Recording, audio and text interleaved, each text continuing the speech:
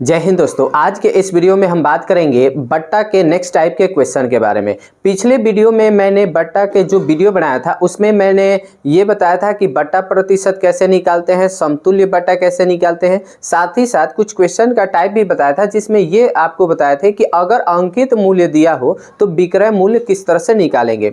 तो आज के इस वीडियो में हम आपको सिखाने वाले हैं कि अगर आपको विक्रय मूल्य दिया रहे और कहा जाए कि अंकित मूल्य निकाले तो कैसे निकालेंगे। तो चलिए देखते हैं कि क्वेश्चन किस तरह से पूछा जा रहा है और कैसे सॉल्व करेंगे।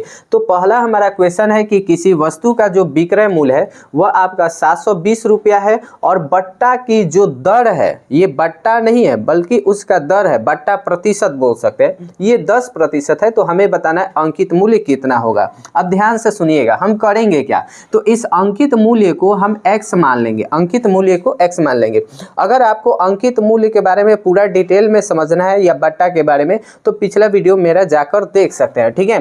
तो अंकित मूल्य को अगर हम x मानते हैं, ठीक है, और हमारे पास जो बट्टा प्रतिशत है वह 10% है, इन दोनों का यूज करके हम क्या करेंगे तो विक्रय मूल्य निकालेंगे। और चूंकि विक्रय मूल्य हम जो निकालेंगे वह x के रूप में आएगा और हमारे पास जो विक्रय मूल्य क्वेश्चन में दिया है 720 रुपया, तो इन दोनों को अगर बराबर करेंगे ना तो हमें x का वैल्यू मिल जाएगा और जब x का वैल्यू मिल जाएगा तो वही हमारा अंकित मूल्य होगा।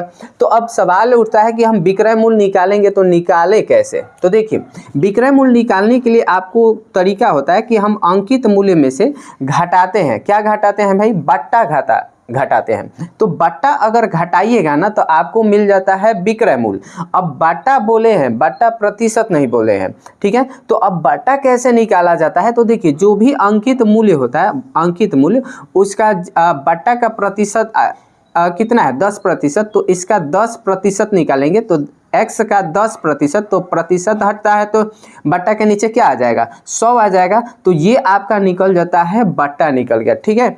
तो ये हो गया आपका विक्रय मूल्य, यानी अंकित मूल्य में से हम घटाएंगे बट्टा। बट्टा कैसे निकलता है? तो आपको अंकित मूल्य का जितना बट्टा प्रतिशत का है वह निकालते हैं तो वही आपका बट्टा आ जाता है, ठीक है। तो अंकित मूल्य x है तो x का 10%, तो x इंटू 10 आप प्रतिशत के लिए बट्टा के नीचे 100। तो ये आपका विक्रय मूल्य और बराबर में विक्रय मूल्य दिया है 720 रुपया, तो 720, ये दोनों आपका विक्रय मूल्य बराबर हो जाएगा।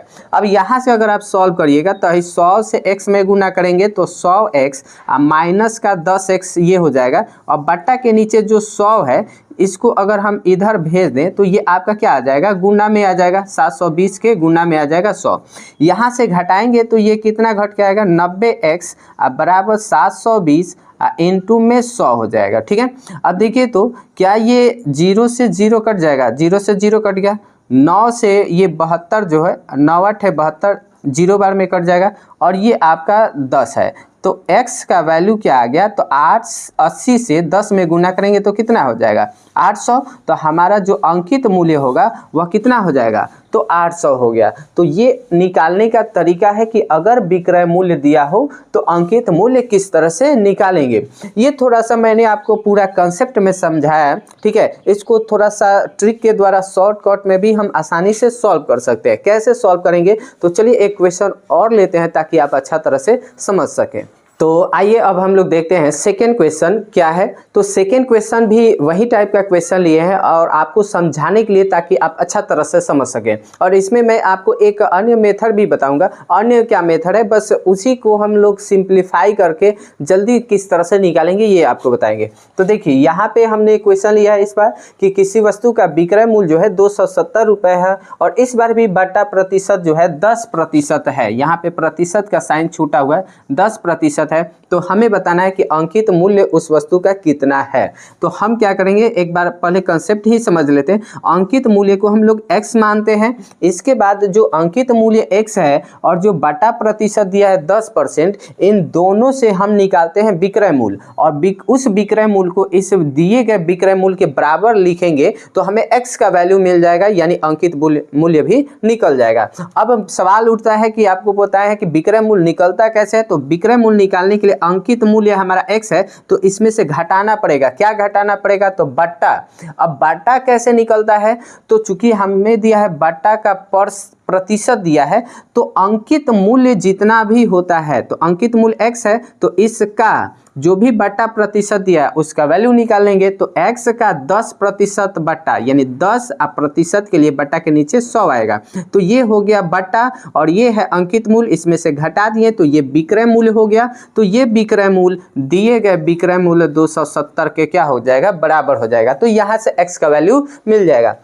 तब देखिए, तो यहाँ से गुना करेंगे तो 100x है, 100x में से 10x जाएगा तो 90x हो जाएगा, और बट्टा के नीचे आपका क्या आ जाएगा, 100 आएगा। तो ये 100 जो है इधर चल जाता है, तो 270 के गुना में आ जाएगा 100। अब देखिए, ये 0 से एक 0 कट जाएगा, और 9 तिया कितना होता है, 27। तो x का वैल्यू 3 से अगर 100 में गुना करते हैं तो हमें क्या मिलेगा, 300 मिलेगा। तो यही हमारा क्या हो जाएगा, तो अंकित मूल्य हो जाएगा। अब इसको निकालने का एक दूसरा मेथड भी है। दूसरा मेथड क्या है, तो ध्यान से सुनिएगा। हमें क्या करना होगा, तो मान लेते हैं जो अंकित मूल्य हमने x माना है, इसी x का क्या कर देंगे, तो हमें ये देखना है कि बटा प्रतिशत कितना दिया है, यानी 10% का बटा है, यानी छूट जो है 10% है। तो अंकित मूल्य अगर टोटल परसेंट अगर 100% मानते हैं तो उसमें से 10% छूट दिया जाए, तो जो 90% होगा वह उस वस्तु का क्या होगा, तो विक्रय मूल्य होगा। तो अंकित मूल्य का 90% निकालेंगे तो 90 आप प्रतिशत के लिए क्या आ जाएगा, बट्टा के नीचे 100,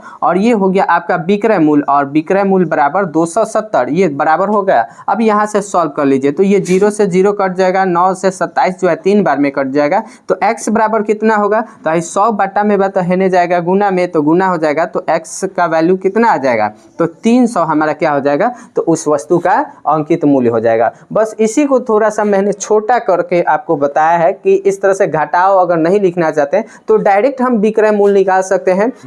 तो अंकित मूल्य का ये देखते हैं कि हमें छूट कितना दिया जा रहा है, 100% में से कितना छूट दिया जा रहा है, तो शेष जो प्रतिशत बचता है उस अंकित मूल्य का उतना परसेंट निकालेंगे तो वो आपका विक्रय मूल्य हो जाता है। ठीक है, तो उम्मीद है कि आप लोग को पहला टाइप समझ में आया होगा कि अगर विक्रय मूल्य दिया हो तो अंकित मूल्य किस तरह से निकालते हैं। अब बढ़ते हैं हम लोग नेक्स्ट क्वेश्चन की तरफ और देखते हैं कि अगला क्वेश्चन का टाइप हमारा क्या है और उसको सॉल्व करने का तरीका क्या है। चलिए, तो अब हम लोग देखते हैं तीसरा क्वेश्चन क्या है। तो तीसरा क्वेश्चन का टाइप ये है कि आपको अंकित मूल्य दिया रहेगा, जैसे यहाँ पे अंकित मूल्य दिया है 1000, विक्रय मूल्य भी आपको दिया रहेगा। ठीक है, तो आपसे पूछेगा क्या कि जैसे किसी वस्तु का अंकित मूल्य होता नहीं है कि हम कोई बाजार में जाते हैं कोई सामान खरीदने, तो मान कर चलिए उस दुकानदार कहता है कि 1000 रुपया इसका कीमत है, तो हम कहते हैं नहीं भाई इसको कुछ छूट दीजिए, तो पहले वह मान कर चलिए कुछ प्रतिशत छूट देता है, तो मान कर चलते हैं कि 20% का छूट दिया। ठीक है,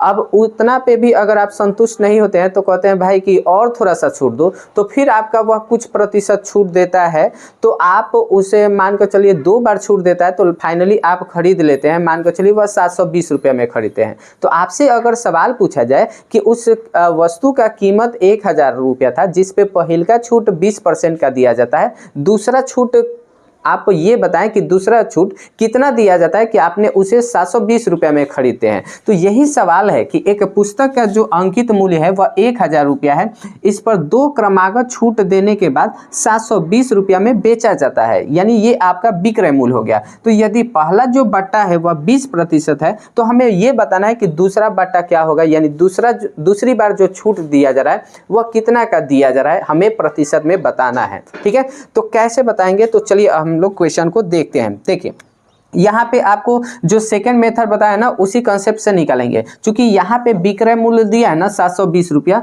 और अंकित मूल्य हमारा जो 1000 रुपया दिया है, तो हम क्या करेंगे, अंकित मूल्य और जो बटा एगो बटा प्रतिशत दिया है और जो दूसरा बटा प्रतिशत है इसको हम मान लेते हैं x है। ठीक है, ये x मान लेते हैं बटा, तो इन तीनों का यूज करके हम विक्रय मूल्य निकालेंगे और विक्रय मूल्य बराबर कर देंगे तो हमें बटा मिल जाएगा। तो देखिए, अंकित मूल्य 1000 है, इस 1000 का हम देखेंगे कि कितना बटा दिया जा रहा है, तो पहला बार में 20% बटा दिया जा रहा है, तो 100 में से अगर 20 घटाएंगे तो 80% यानी अंकित मूल्य का 80% जो होगा वो आपका विक्रय मूल्य होगा। तो इस 1000 का 80%, तो प्रतिशत हटेगा तो बट्टा के नीचे 100 आ जाएगा।